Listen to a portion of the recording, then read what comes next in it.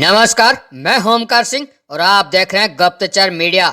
बाबा बागेश्वर पंडित धीरेन्द्र कृष्ण शास्त्री ने डॉक्टर बाबा साहब भीमराव अंबेडकर के प्रतिमा पर माल्यार्पण कर बोले, जात पात की करो विदाई, हम सब हिंदू भाई भाई के बयान के ऊपर अखिल भारतीय मालवी बलाई समाज के राष्ट्रीय अध्यक्ष मनोज परमार ने क्या कुछ कहा, सुनिए। आधुनिक युग में पिछली एक शताब्दी में ऐसा कोई संत नहीं आया जिसने समरसता के भाव को लेकर, ब्राह्मण संत, व्यासपीठ पर बैठने वाला संत, कथा वाचन करने वाला संत, सत्संग करने वाला संत और ब्राह्मण समाज का गौरव जो सड़क पर उतरा पिछले 9 दिन से, पैरों में छाले पड़ गए। उनका एक ही उद्देश्य था कि सनातन धर्म एकजुट हो, सनातन को मानने वाले और उसमें जन्म लेने वाले, हिंदू संस्कृति को मानने वाले और उसको जानने वाले, उसमें जन्म लेने वाले, वे सभी एक जाजम पर आए और उन्होंने इस बात को स्वीकार किया कि जो 1500 साल से जो भेड़ियां जात पात की थी, जात पात की दीवार ने हमें विभाजित करके रखा, जिसके कारण 1000 साल तक हमारा देश गुलाम रहा। शक आए, हूण आए, मुगल आए, अंग्रेज आए, इन सब ने शासन ही केवल हमको डिवाइड एंड रूल बांट कर राज किया है। उन्होंने हमें जातियों में बांटा, असमानता में बांटा, भेदभाव में बांटा, छुआछूत में बांटा। इस कारण वो हम पर राज कर पाए और आज वो छुआछूत मिटाने के लिए परम पूजनीय बागेश्वर धाम वाले आचार्य धीरेन्द्र जी शास्त्री आए।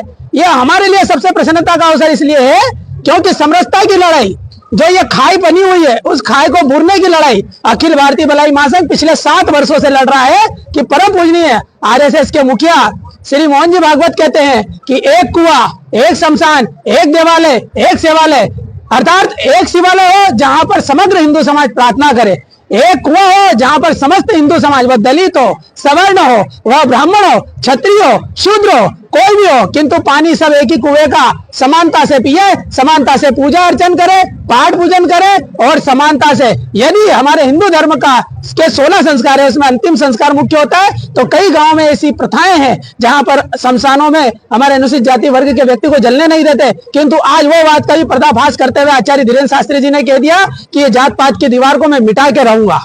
अभी आदिवासी बच्चों का भी धर्म विवाह कर रहे हैं। ये कुप्रथा अंग्रेजी शासन काल में ऐसी चली आई। स्वर्ण समाज के कुछ कट्टरपंथी लोगों के कारण हमारे बीच में जो भेदभाव हुआ, हमारे अनुसूचित जाति जनजाति के दूल्हे को घोड़ी पर बैठने से रोकते हैं, उन्हें बारात नहीं निकालने देते हैं, तो उसके लिए बागेश्वर महाराज ने 26 फरवरी का दिन डिसाइड किया है। उन्होंने खुले मंच से कहा है अनुसूचित जाति जनजाति की 250 कन्या, 251 कन्याओं का निःशुल्क विवाह करेंगे और दलित अनुसूचित जाति जनजाति के दूल्हों को घोड़ी पर बैठा के निकालते देखते किसके बाप की हिम्मत है जो घोड़ी से दूल्हे को उतार दे। हिंदुओं को जागरूक करने के साथ साथ शिक्षित करने की, उनको इंटेलेक्चुअल बनाने की बात उन्होंने कही है, व्यापारी बिजनेसमैन बनाने की बात कही है कि हिंदुओं को इंटेलेक्चुअल होना चाहिए, बिजनेसमैन होना चाहिए। इसको लेकर क्या कहें, इससे क्या फर्क पड़ेगा? इससे बहुत फर्क पड़ेगा भाई साहब। इसके अंदर आपको एक बात बता दें कि उनका जो रिसर्च है, उनका जो अध्ययन है, उन्होंने अध्ययन केवल हिंदुस्तान पे ही नहीं किया, आसपास के देशों पर भी किया। उन्होंने अपने वक्तव्य में कहा कि बांग्लादेश में हम 33% थे, अब वर्तमान में 0.3 हो गए। उन्होंने पाकिस्तान पे रिसर्च किया, वहां पर 22% से 0.2 हो गए। मतलब हमारे लोगों को तलवार की नोक पर लालच में उनको कन्वर्जन किया गया, उनका मतांतरण किया गया। उनका अध्ययन कहता है कि रोजगार के लालच में, 2 रोटी के लालच में, उन्होंने बेरोजगारी के कारण यदि कोई मिशनरियां उन्हें डाइवर्ट करती है, मतांतरित करती है, इसलिए हिंदू उद्योगपति है, जो बिजनेसमैन है, उन्हें अपना बिजनेस बढ़ाना चाहिए और बिजनेस हिंदू भाई को हिंदू भाई के साथ में बिजनेस करना चाहिए, ना कि अन्य पंथ के साथ में।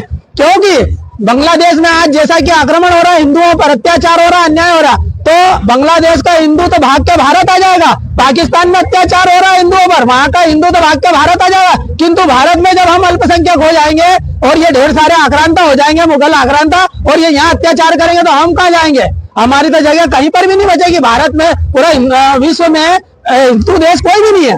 हिंदू देश अगर है तो केवल भारत है। इसने सबको शरण दी है। और आज हमारे 200 जिले ऐसे हैं जहां पर हिंदू समाज को नेगेटिव किया जाता है, नकारात्मक किया जाता है। वंदे मातरम बोलने पर मनाही है। राम जी का अस्तित्व, राम जी के राज्य में, हमारे हिंदुस्तान में राम जी का अस्तित्व पूछते हैं। तो अब हिंदू राष्ट्र में अगर राम जी का अस्तित्व पूछने लग गए तो हम तो बहुत ही बेहद कमजोर हैं। तो उनका जो मिशन है हिंदुओं को एकजुट करने का, बहुत ही सकारात्मक मिशन है। और इस सकारात्मक मिशन में हम सभी साथ में, सभी समाज के लोग साथ में, क्योंकि हमारे देश के जो मेघालय, त्रिपुरा, असम, हैदराबाद और केरला और पश्चिम बंगाल और खालिस्तान से अलग पंजाब और हरियाणा परेशान है ही। तो ऐसी विचारधारा हमारे देश को विभाजित कर रही है, जो है हमारे देश के टुकड़े टुकड़े करने में लगी है। टुकड़े टुकड़े गेन जो बोल रही भारत तेरे टुकड़े होंगे इंशाअल्लाह इंशाअल्लाह, तो इसके खिलाफ बोलने वाला कोई तो चाहिए। तो मैं तो सल्यूट करता हूं आचार्य धीरेन्द्र शास्त्री जी को, जिन्होंने पहली बार ऐसा सार्वजनिक आकर मंच पर कहा है कि हमें वोट के लालच में नहीं बोल रहा हूं, मैं आने वाली संतानों की सुरक्षा के लिए, हमारी बहन बेटियों की सुरक्षा के लिए बोल रहा हूँ। लोग जिहाद के खिलाफ है, लैंड